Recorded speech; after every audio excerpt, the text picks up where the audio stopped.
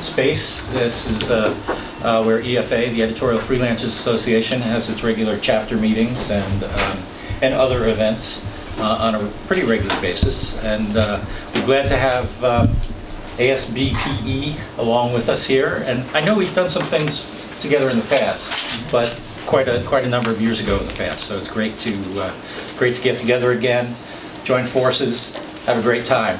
There are refreshments in the back for anyone who hasn't noticed, and there are some literature on the table in the back there, about both organizations, if anyone wants to take a look at that. And I just want to welcome you. Hope you have a good time, and hope we can do this again in the future. Okay. Oh, and before I go, let me introduce our chapter head, Ruth Mullen, who's in the back, and she's generally in charge of chapter events here in New York, so you may hear from her sometime in the future. Okay? Thanks, everyone. Thank you, Bill. Good afternoon. I'm Warren Hirsch, co-president, along with Ginger Conlon, for ASBE's New York chapter. Welcome all to today's event. We extend a special thanks also to EFA's leadership team, including Bill Keenan and Ruth Mullen, for offering to co-host this workshop. Special thanks as well to EFA office staffer Susanna Driver-Barstow and Christina Scheidler, I think I pronounced that correctly, for managing group setup and logistics. Also to be acknowledged today are fellow ASBE board members, as I mentioned, Ginger Conlon, Deborah Nason, both freelancers, I should add, Dom Yanchunas, a former freelancer, and Tom Sawyer, who unfortunately could not join us today. And I think I had mentioned you, Joe, yes? Joe Fleischer? Thank you. We thank them all for their valuable input and efforts in making this event possible. Today's gathering focuses on a topic of increasing importance to writers and editors in the B2B and B2C worlds: the ability to produce compelling video, whether as a standalone content or to lend a visual component to other editorial, is in growing demand among publishers. Thus, it's a skill set that can enhance your career prospects and give you a competitive edge in the marketplace. We feel confident that you'll come away from today's workshop with some tips and best practices that you'll need to make mobile video a part of your journalism toolbox. For those of you who are new to ASBE, the professional association was founded in 1964 as the American Society of Business Press Editors. The society serves full-time and freelance writers, editors, art directors, and designers employed in the business and trade and specialty press. As you can imagine, we count among our members journalists from a diverse range of publications: The American Lawyer, Music Inc., Stitches, Emergency Management, Health Leaders, Meetings and Conventions, to name just a few. These publications, among others, are past winners of ASBE's prestigious Magazine of the Year Award, the top honor in ASBPE's annual ASBE, that's AZBEE, awards competition. The ASBEs include awards across print, design, and online categories. The categories are divided into two revenue divisions, 3 million plus and less than 3 million. This year's ASBE Award winners will be honored at a special banquet and luncheon on May 17th at the Poynter Institute for Media Studies, which December 2015 has served as ASBE's Association Management and Services provider. The institute, based in St. Petersburg, Florida, is a global leader in journalism, education, and strategy center that stands out for uncompromising excellence in journalism, media, and 21st century public discourse. Two of the Institute's distinguished faculty members, Katie Hans-Gaur and Roy Peter Clark, will be presenting sessions at ASBE's B2B Media Success Conference, also taking place at the Institute on May 18th. Those of you who are freelancers, and I think that's about 2/3 or more of the folks present in this room today, will find a session of the conference, one session of the conference of particular interest, and that's our 9:30 a.m. speed networking session. For a good 30 minutes, you'll be able to mix and engage with fellow B2B reporters, designers, and editors from across the country. Each of you should have a copy of the National Conference agenda. It's this page right here. Registration is now open. If you sign up by April 18th, you can enjoy the early bird rate. which is a full $100 off our regular registration rate. Let me just close in noting that in addition to our national conference, we offer professional development through regular chapter events like today's, and we currently have 6 active chapters nationwide, as well as monthly webcasts. For those of you who have plans to be in Kansas City on February 28th, or have colleagues based there, I should note that the local chapter will be hosting a boot camp on data and visual storytelling. It should be a great topic. Also slated for February 28th is ASBE's next webcast, Looking Deeper with Data, to be presented by Caitlin Poland, an ASBE award-winning business reporter and data expert at ALM Media. For information on all of these initiatives and other developments underway in ASBE, including our new and improved membership platform, our call for nominations for the 2017 Journalism That Matters Award, and content relating to best practices in ethics for B2B journalists, visit our website. That, of course, is asbpe.org. If you're not a member, worry not. Membership, renewable every 2 years, is free for full-time staff editors and freelancers. Once you're signed up, you'll receive our monthly e-newsletter and other regular updates. With that said, I should now yield the floor to my colleague on ASBE's chapter board, co-president Ginger Conlon. So thanks, Bill and Warren, and thank you everyone for joining us today. When we were trying to think about what would be a good topic, I thought to myself, what is it that I need to do that I don't really like doing very much? And that is taking video at events. It's kind of like, I love having done it, but I hate preparing for it. And then I thought, I know 2 people who are just so comfortable with video, and I want to know, how they do it. So Ken Kraetzer, they'll tell you a little bit more about themselves, but Ken, I was at an event, and there was some speaker who, got done speaking, and he was all, surrounded by his posse, and Ken just walked up to him and said, "Hey, let's, go in the hallway, I want to interview you." And the guy was like, "Oh, okay." And so Ken just, he just grabs people and asks them to be interviewed, and they generally say yes, and he gets all these great interviews. And Ramon Ray is just, we've known each other a long time in the CRM side of the business, and we're connected on Facebook, and every time I go on Facebook, there's Ramon walking down the street, talking on video, telling me something I need to know, or something fun, or what have you. And I'm like, I want to do that. This is what I want to do, and I bet I'm not alone. A lot of us are used to writing and putting everything down, the words in sentences and on paper, on digital paper now. And so I thought, wouldn't this be awesome to have 2 people who are really comfortable doing video to come talk to us about it? And the rest of the chapter board agreed, so here we are. So thanks for having us. Yeah, thanks for being here. So let's just start with, if you could each give kind of the elevator pitch of who you are, and just a quick overview of how you use video in your work, and we'll just dive into the details of how you use video later on. So Ken, you want to kick us off then? Okay, well, thank you, Ginger. Thank you, Warren. And thank you, everyone who came out today, and appreciate the chance to learn about what you're doing and a little bit about some of the fun we have in doing video. And I work for a company up in Harrison, also my colleague Stephanie. CDSI, we're a family-owned company, 40 years old. Our proprietor, Bob Conti, started the company selling insurance policies over coffee tables.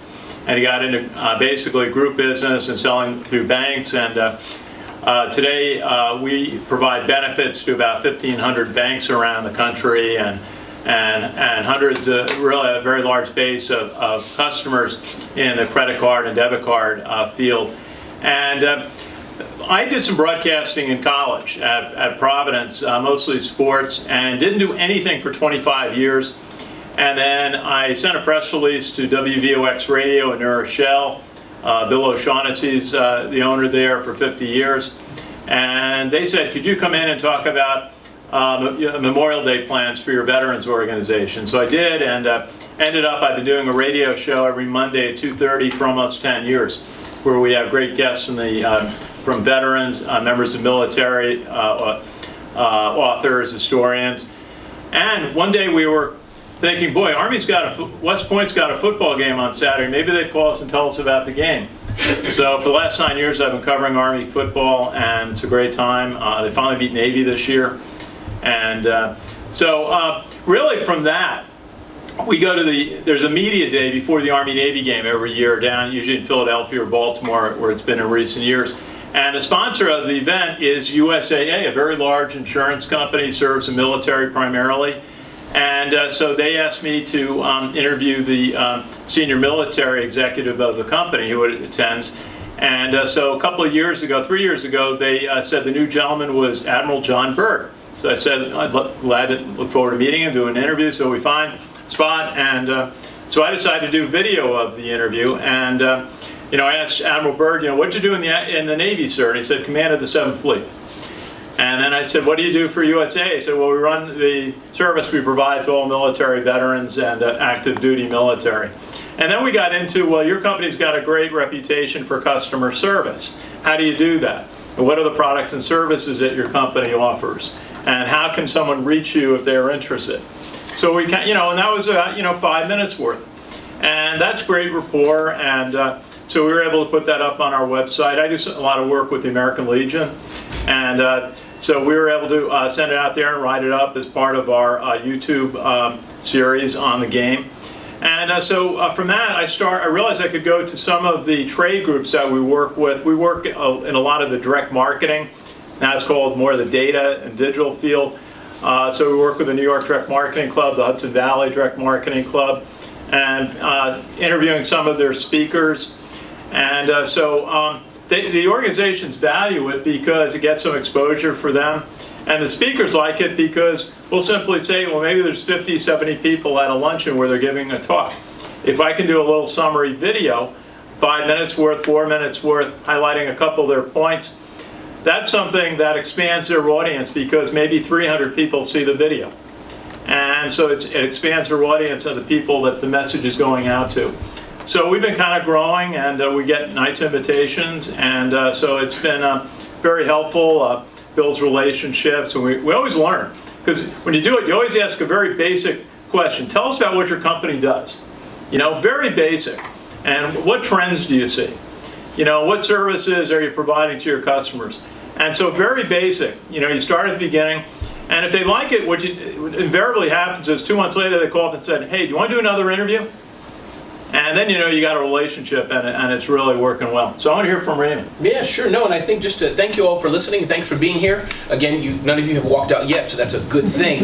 And thank you, Ginger, for having us. So I think in a nutshell, I would just add that Ginger actually said, I think the why do we want to do video? Let me answer that question, why. And it's ironic, Ginger said, I look at what Ramon's doing. It's interesting and something I need to know. Again, all of you have tribes, so you'll have to please extrapolate everything we're saying today for what you do. Somebody does banking, somebody does health. Just extrapolate what we're doing. So I think that's the main thing for me, and it echoes actually what you said, Ken. It's interesting and something I needed to know. So you can tell people something they need to know, but it may not be interesting. So that's point one, just echoing what you just said, which is how video works for me.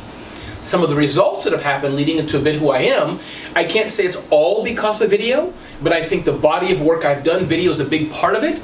Being invited to the White House to teach the president's staff about personal branding. I'm only sharing that with you because I believe it wouldn't have happened in large part because of video. Being invited just today to go to a big event, 2 different companies at the same event, wanting me to keynote.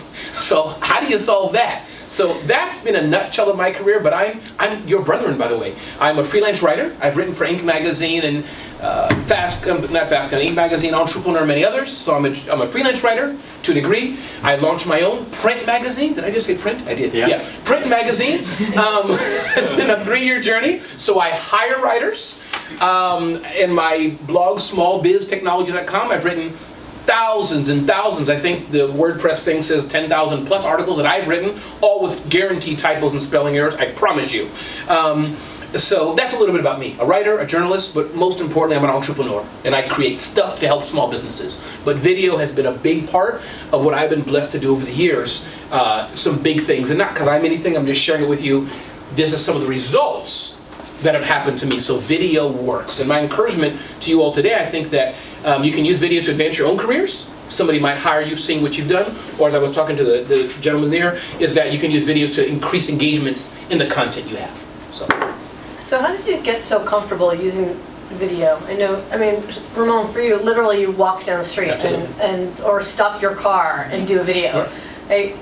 How did the two of you, obviously it's been a journey, but what kind of put you over? How many here in the room would you say are extrovert people? You have no problem if it's somebody you're interested in, going to them and saying hello or whatever. I know you're an extrovert. Okay, so the other half of the room, how many are introverts, more quieter side? Okay, good. So this is great. So the extroverts, you can just get a cup of coffee real quick for 10 seconds. Those who are quieter, I must say, my wife is on the shy side, you know.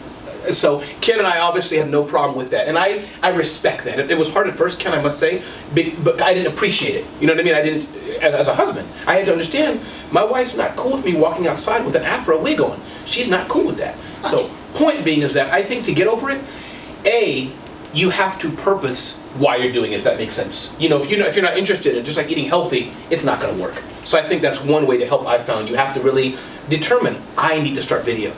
I think point two, one thing that'll help, is that doing it solo is crazy. But if I'm interviewing Ginger, as Ken says, that might help some of you who are shyer, because it's not just you, if that helps. So I would say one tip, try to bring in somebody else with it. So it's not just you by yourself and you feel intimidated, but it's Ginger. You just happen to be, what do you call it, the second act or the co-person within the video. So that'd be my short nugget for those who are shy. And I respect that. Not everybody can do videos. I did a video with Harry's razor blades 2 days ago, shaving. You know, that's just what I do. You know, slather all over me. So. Ken, how'd you get comfortable with video? Well, I made the conversion because we used to do audio interviews of a lot of people in sports and in business. And then one day at an Army football practice, I see one of my friends, Sal Donato. I always credit Sal with teaching me video. That he's interviewing the Army quarterback with his video, with his smartphone up, and not just taking the audio, but getting a visual. And he's putting it up on his blog and on other websites. So I said, I better learn how to do that. And I've got a phone that you can do it. So I started doing the same thing. And fortunately, you really learn this by practice. And I'm fortunate because in the course of a week, I may have 2 business events that I'm at, you know, and in the fall, football practice and a game. And then now we have some basketball. So by just doing a lot of it, you get more comfortable with it. And part of it is just having the equipment ready to go. There's no better interview practice than interviewing a head football coach. When they come in off of practice, they have 7 minutes budgeted to talk to 3 reporters. And so you see the coach coming over, you got to have the camera, you hit the button, you say, Coach, how you doing? What'd you work on in practice today? And you got to be ready, or he goes to the next person. So if the equipment doesn't work, maybe he'll come back and you get a second chance. But you got to be ready. You got to have your questions ready. And part of it is with guests is when a guest knows you know what you're doing, they're more likely to speak with you. And when the people, I mean, being around the U.S. Military Academy a lot, they analyze everybody who speaks to their cadets and their officers and their higher ups certainly. So you got to present a professional appearance and know what you're doing and generate professional output. And so that's a lot of it. Then from that you get a lot of experience with business. As Ginger said, we go to about 5 different trade organizations, and most speakers today want to realize that they want to expand their audience. And if you're there. And you can do a video, and I listen to a speech, or a presentation. I'll try to jot down 2 or 3 major points. I mean, I'll usually have 3 pages of notes typically, and then as soon as it's over, I look through it. I circle 2 or 3 or 4 keywords, and then I put them on one page while everybody else is going up to talk to the speaker. And then I'm saying, okay, here are my 4 questions if we'll do an interview, and I make sure I got his name or a woman. And I've got their organization, and so then by the time, there's always a few people who want to talk to a speaker at the end of an event, so I wait for that period to kind of be taken care of, and then either we've asked in advance for an interview. One of the keys is always to ask the host of the event if it's okay, and so that's number 1. And you say, here's what we're going to do, and the nice thing is oftentimes you get invited back because they like the first round of interviews that you may have done. And it's a positive for the speaker. And then you go to the speaker and say, do you have a moment? And and hopefully they say yes, and you find a spot where there's good light.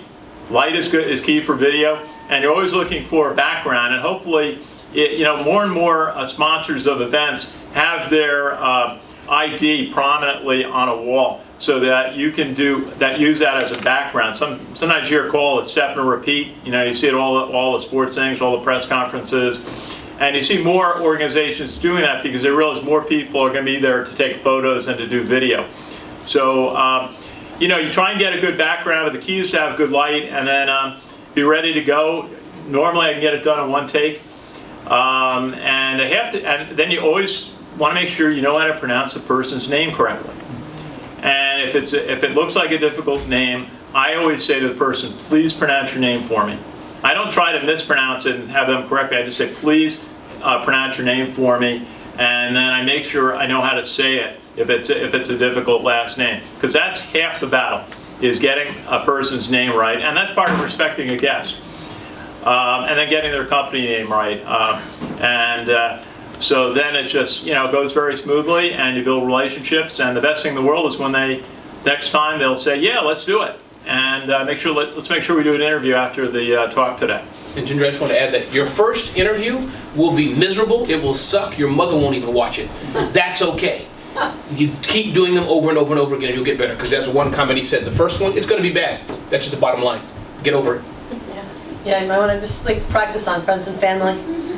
I had to do a video as part of a job interview, and it was supposed to be, it was like a one-take video.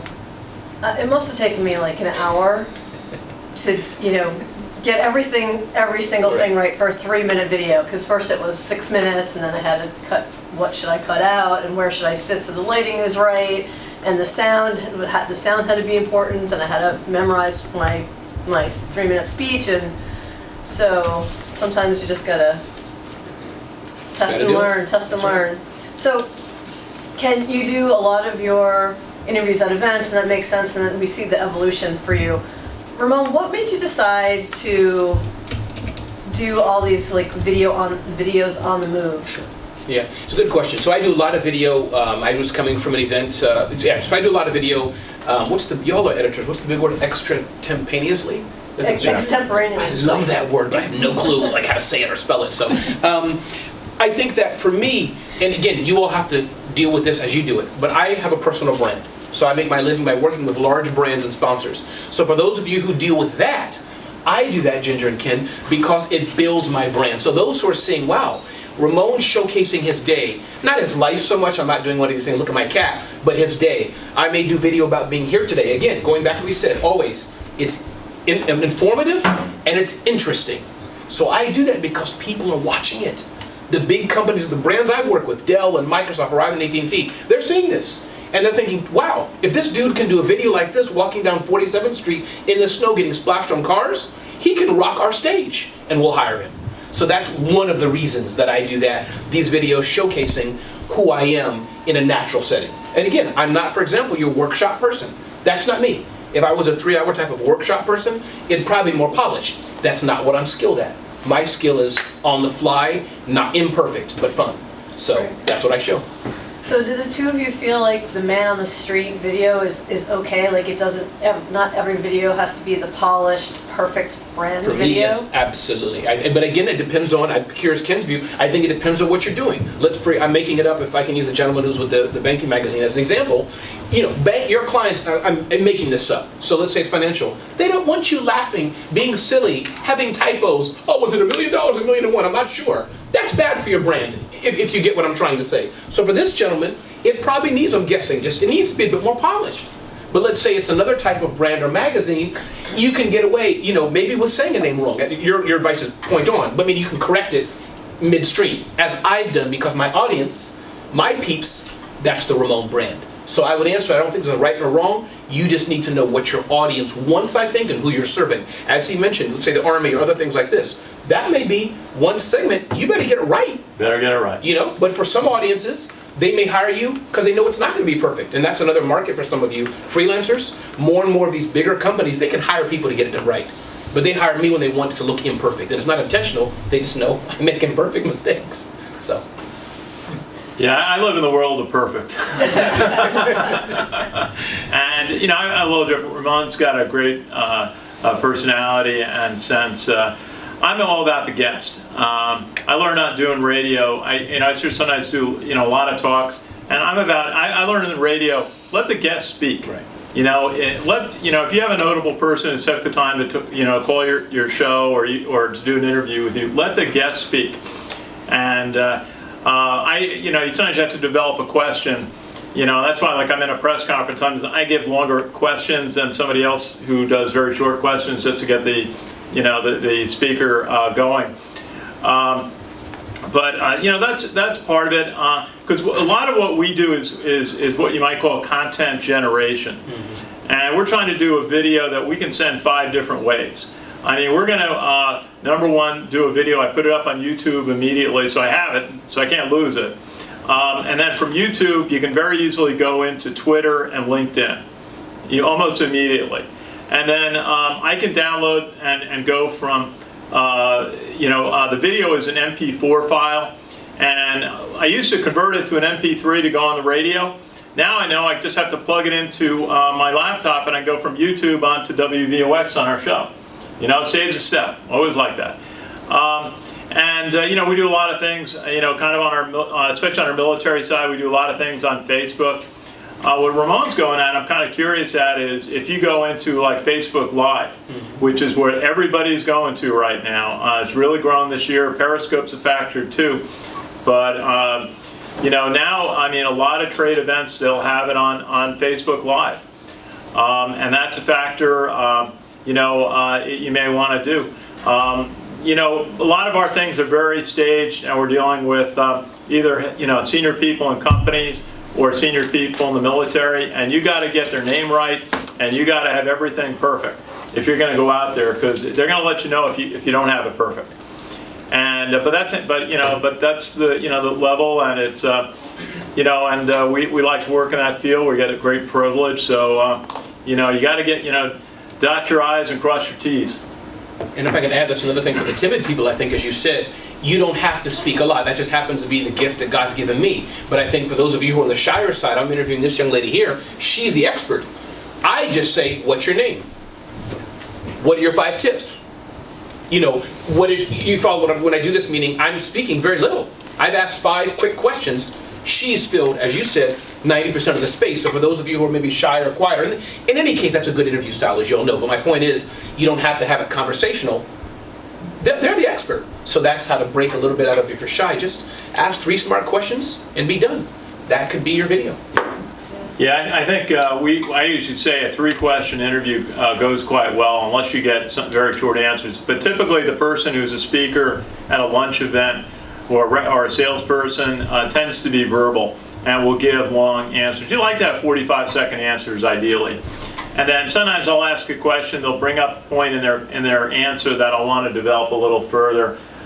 Somebody uses some jargon that the audience might not be familiar with. You want to ask, for that to be explained in a little bit more. And but yeah, I think if you put a video up on LinkedIn or in a lot of formats, people don't want to really watch it more than 3 to 4 minutes. And I know Ginger talked about when you do things in an office where it might be more of a discussion, you might go 7 to 15 minutes. You may end up breaking it up into individual question and answer when you send it out. Because you realize your audience may only have a few minutes to spend on that.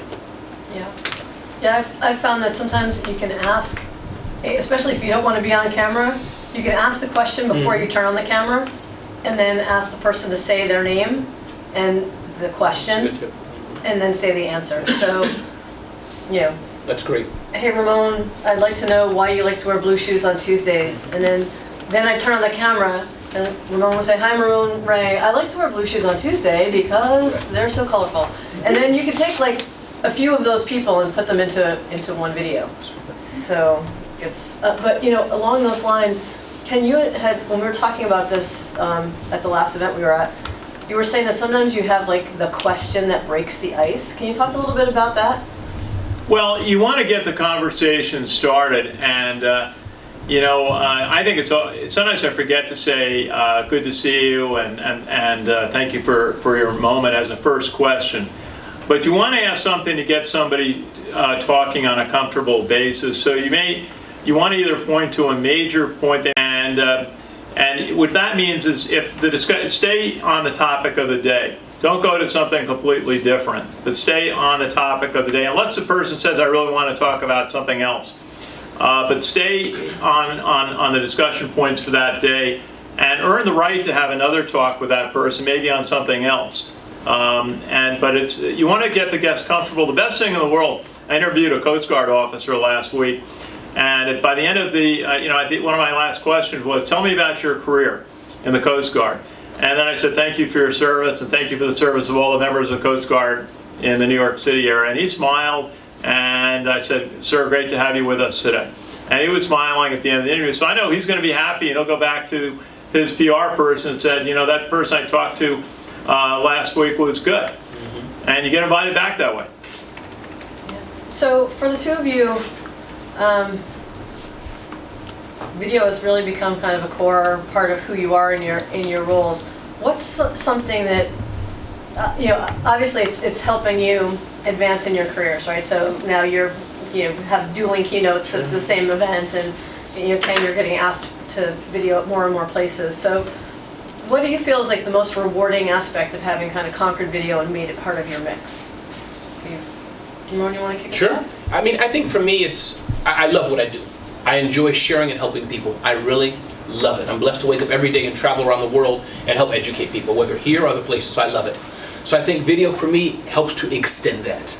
And it's not just about me. I had an event, a Microsoft event. I just held up my phone, live streamed it on Facebook Live, and it wasn't about those who are watching it immediately. It sounds like that Facebook Live, but just seeing over time, people watching it, enjoying with it. So for me, that's the beauty of it. We're journalists, right? In one way or another, we're media. We're here to dispense and share information. So whether it's magazine, print, whether it's the web, blog, but now video. I think it's a medium that we can take our expertise and share it, or as traditionally, we can take the expertise of the other person and package it in video and share it out. So for me, that's a big thing. And I think secondary to that, just to repeat, yes, we all want to make a living. We all want to be hired. And the world is people being laid off and fired and cuts. So video is a way to shine a bit of light on you. That the person today, I was telling my sister, it's no longer 20 years ago, 15 years ago. People are browsing. They're watching. The hiring manager, people you don't know, and they see that video, oh, you know what? Let's bring her in, for good or for bad. So that's what I think for me it's a really good part to do. Well, I just said, for example, we were invited to a dinner sponsored by Target Marketing Magazine a couple of weeks ago. Ginger was the moderator of that one.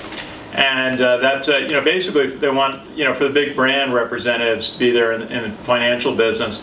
But the publisher, Thorne McGee, invited me last year. We did an interview, so we got invited again. So I did an interview with Thorne. He also had two co-sponsors. One of them was IBM Watson.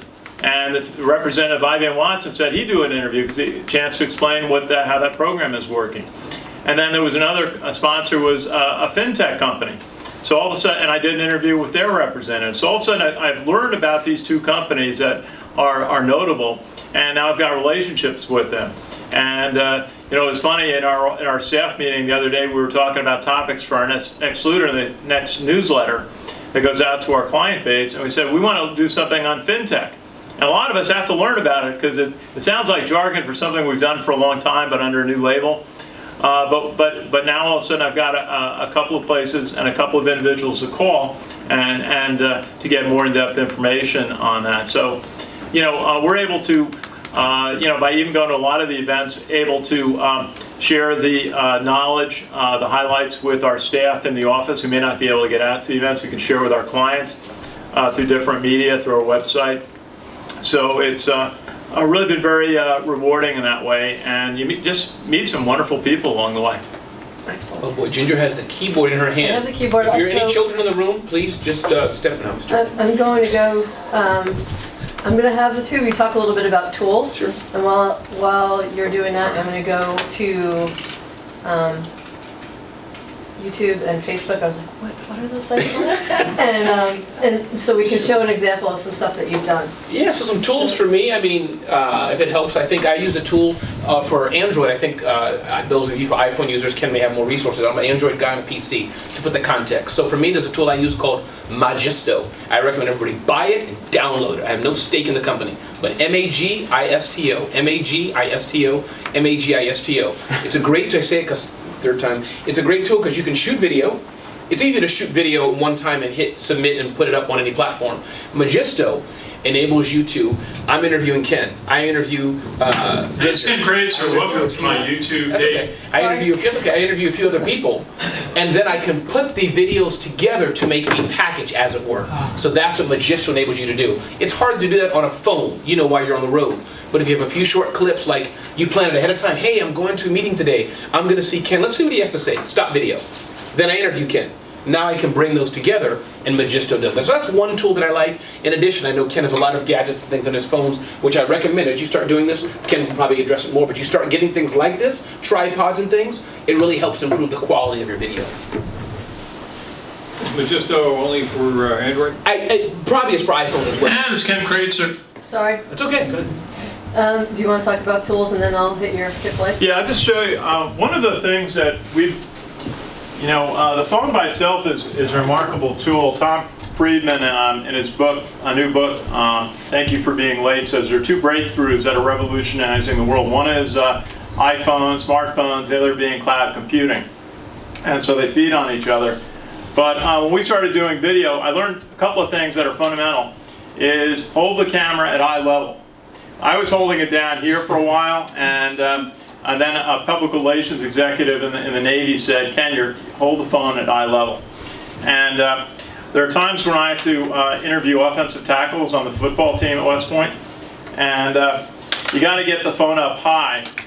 And so you can do like this. This is a little low. I can actually extend it a little bit more.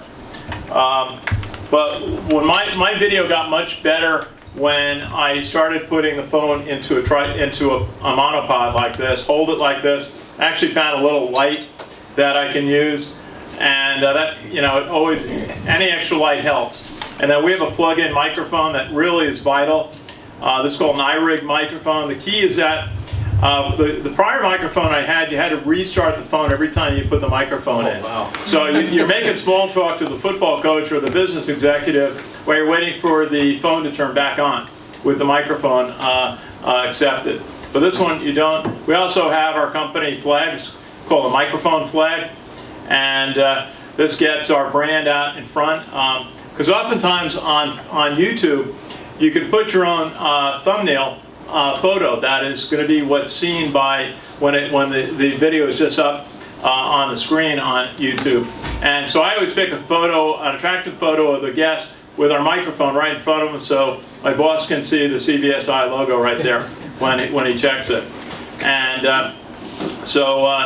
this is what it's not none of this. I mean, altogether this is like $150. Phone's expensive, but everything that goes with it. So that's really this is the equipment, and I had this great moment. I'll tell you the story. I was at the 92nd Street Y in December when Tom Friedman did a talk on his book, and they said he would not do interviews afterwards. And so I asked to interview the moderator of that night, and he said, yeah, he talked to me.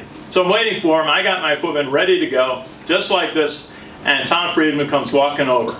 And he sees me, because I'm holding a smartphone, doing exactly what is an innovative kind of approach to using a smartphone. And he smiles at me, because he knows what I'm doing. He couldn't stop. He was trying to catch the 10 o'clock Amtrak. But I said, hello, how are you? And I asked, could I take a photo? And I got a wonderful photo of Tom Friedman, which I used in writing a summary of the evening. So, it's, but key is being ready to go. And sometimes you have to, as you guys all are reporters, sometimes you don't get an interview the first time you meet somebody, but you introduce yourself and say, maybe we can get back to, but you can call somebody, or the next time they come up to that event, you can talk to them. Good deal. Okay. Yeah, so Facebook wants me to confirm my identity for some reason. Oh, probably a new computer doesn't recognize. Yeah. All right. Oh, there's the continue button. Facebook is a good tool as well. FACEBOOK. Facebook. It's a cool tool as well. Well, I recommend Facebook for small businesses. We've done a couple of videos for friends. The White Plains Bakery, and we have a friend who we've done a couple of videos with. And you put that on Facebook, and then you can target Facebook to local communities. So we can go to the community they're in, the ones that surround it, and you boost it for $5, and you can get 3,000 to 5,000 views on it. And it's funny in targeting as well, going back to that to give Ginger some more time. I was at an event in Atlanta, and I did some ads targeted just towards the Birmingham, Alabama area. So that's just another tip as well. Okay, so that was actually kind of fun. And you'll see after, I don't know who she's going to show first, but when she shows mine, you'll see Magisto in use, so I'll tell you when that comes in a minute. Okay, so this is the event that Ken was talking about the other night. Actually, there's me. Yeah. Because we all care about that. Anyway, so. The Target Marketing Financial Service event, and we have a gentleman who's co-sponsored the event from IBM. That is Crawford McCarty, and Crawford is involved with IBM Watson. And Crawford, we've heard so much about IBM Watson at all different kinds of events. Maybe just tell us a little bit more about how you're offering it out to clients and customers. So I'm with Watson Marketing. Specifically what we do is behavioral and digital marketing. The way I like to describe it is kind of like future technology. So if you're purchasing something or if you're making some sort of connection with a business, the goal is for the business to then be able to relate that connection in a future communication. So whether it's an email that says, hey Ken, how did you like those khakis you bought last year? Or are you still interested in financial communication? The idea is that it sounds like it's a one-to-one conversation, but in actuality it's an automated service through email, digital, social, mobile, something like that. Well, that's great. And what we're trying to do at CBSI Services, work on helping our customers and our clients find communications coming back to them through different social platforms. Is that one of the elements? Are there areas of financial services that you're having some success, direct success in being able to support? Yeah, definitely. Are you talking specifically industries or segments? Whatever kind of segments you find the IBM Watson service working in financial. Sure. So in financial, we're doing well, pretty much across the board. It's one of our, I would say, top 5 industries. We do a whole lot of work with investing, with mortgages. We recently partnered with, I believe, Miles Media, so our security is top notch, which I know is big in FinServ. So that's kind of our bread and butter. Now, so where do you see the service go? This is a sample of that. Good job. Nope, sorry. This is what happens when you go online. All right, so Yeah, I can show you. If you scroll down to yesterday, there's a few. I don't know. Well, this is your feed or my feed. If you go to, I think it's to bring up. Yeah, bring up. Well, you're. I'm not sure how to. Yeah. Then scroll down. I'll show you the one I did with Magisto. If you scroll down for that one. Oh wait. Oh, you can show that one too. And what I'll do, let me show the Magisto one. That's the whole panel. Hello. Thank you. Yeah, scroll down. I'll tell you when it gets to it. Yeah, that one. So this is using Magisto. You'll see. So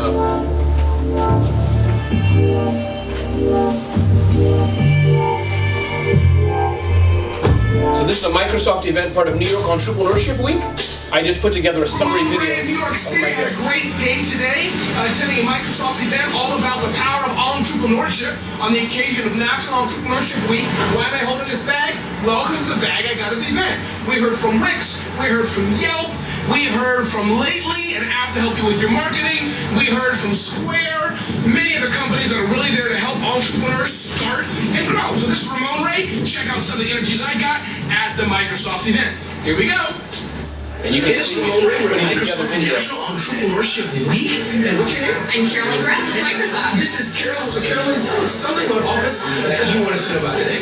Well, we're here to promote our entrepreneurs here at Entrepreneurship Week. We're very excited to we're here with Office 365. Come into our stores. There are promos that we're running online. Hashtag Win in Biz. Win in Biz. Okay. Yeah. So that's a showcase. Just show you. I have several elements. Magisto helps string them together, but you can do it 100 different ways.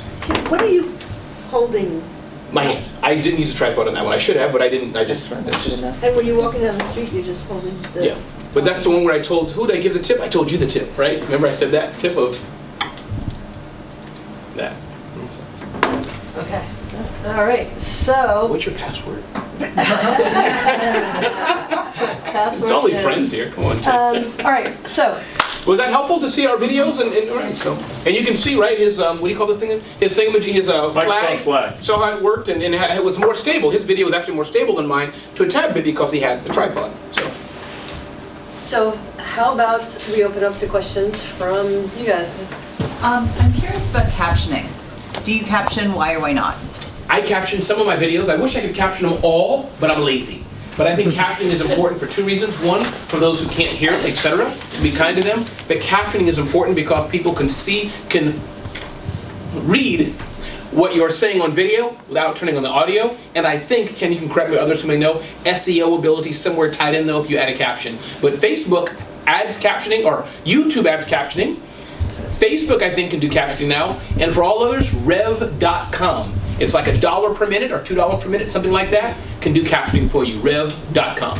And when you say captioning, are you talking about just like a head and deck on the screen, or are you talking about the actual The words? entire words, yeah, Okay. everything on this. So I like it. I wish I could do it for all. It's just, again, the technology, you know, for me to do the video, I have to upload it to Rev. If I'm mobile, it takes gigabytes of data. But yes, I would do it on every one within reason if I could, but, you know. But I try to do a summary. That's what I try to do without the caption. I try to, in the heading at least, I don't just say, check out this. At, for example, Microsoft Entrepreneurship Week, we learned about hiring, leadership, and humor. Check it out. So at least the people at least can have a sense of, here's the 3 tips I'm going to find in this video. I'm sorry, you're going to say something. Another question I had was sitting versus standing. But I love Ken's opinion, but for me, I don't think it makes a difference. I feel more, I'm a mover. That's just how I feel. I feel more like doing this. I can just, sitting I feel inhibited, but everybody's different, you know, so I don't have there's no right or wrong in my opinion. Well, yeah, 2 things on captioning. Yeah, because you're trying to make sure you summarize key points so that if somebody doesn't have time to watch the video, they can still get the essence of what a speaker was saying. Right. You want to give their contact information, either their company website or an email address or a phone number, whatever is appropriate. And like yesterday, we did a little promotion. I had an interview with Ginger from a prior event, and we put that out on LinkedIn. And we mentioned, I found Ginger's hyperlink and Raymond's. So we were able to send it to both of them. They both reissued it. So we got a couple of hundred views out of it in a short amount of time. The other thing that's important are the hashtags. That at the bottom, usually like on YouTube, it's the 3rd box on the bottom. And you have to sometimes look for them. And you want to fill in the name of the speaker, the organization, and the subject words into that, because that's when outside people will find it. And sometimes you get some, you know, a month later you'll start to get some activity. I have to say we had a success, you know, at the Army-Navy game. I did a little video at halftime because I knew one of the vocalists for the West Point band who was singing, so I said, I gotta videotape this. So we put it up on our page about a week after the game. I got about 20,000 views on Facebook. And then, okay, I said, that's fine. That's good for a video like that. All of a sudden in January, I get a note saying, you just got 50 likes on your video of the halftime show.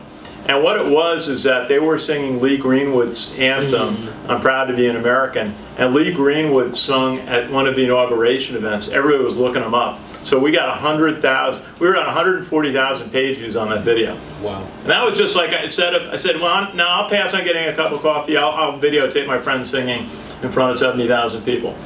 And don't forget to prey on, as a P-R-E-Y, I think is the English word. You think I've written thousands of articles, I know how to spell, but I don't. To prey on people's arrogance. You know, we all are selfish people. During the break, is it Joanne?